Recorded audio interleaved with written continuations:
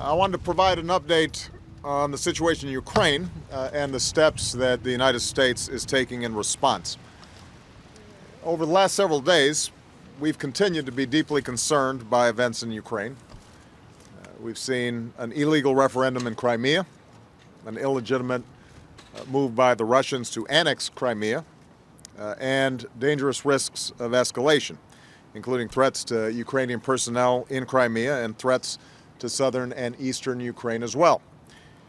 These are all choices that the Russian government has made, choices that have been rejected by the international community as well as the government of Ukraine. And because of these choices, the United States is today moving, as we said we would, to impose additional costs on Russia. Based on the executive order that I signed in response to Russia's initial intervention in Ukraine, we're imposing sanctions on more senior officials of the Russian government. In addition, we are today sanctioning a number of other individuals with substantial resources and influence who provide material support to the Russian leadership, as well as a bank that provides material support to these individuals. Now, we're taking these steps as part of our response to what Russia has already done in Crimea.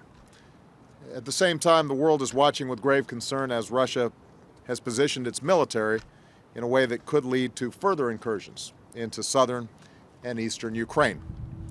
For this reason, we've been working closely with our European partners to develop more severe actions that could be taken if Russia continues to escalate the situation. As part of that process, I signed a new executive order today that gives us the authority to impose sanctions not just on individuals but on key sectors of the Russian economy. This is not our preferred outcome. These sanctions would not only have a significant impact on the Russian economy, but could also be disruptive to the global economy. However, Russia must know that further escalation will only isolate it further from the international community. The basic principles that govern relations between nations in Europe and around the world must be upheld in the 21st century. That includes respect for sovereignty and territorial integrity. The notion that nations do not simply redraw borders or make decisions at the expense of their neighbors simply because they are larger or more powerful. One of our other top priorities continues to be providing assistance to the government of Ukraine so it can stabilize its economy and meet the basic needs of the Ukrainian people.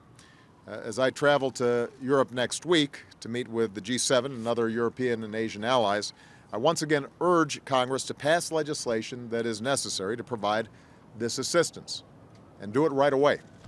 Expressions of support are not enough. We need action. I also hope that the IMF moves swiftly to provide a significant package of support for Ukrainians as they pursue reforms.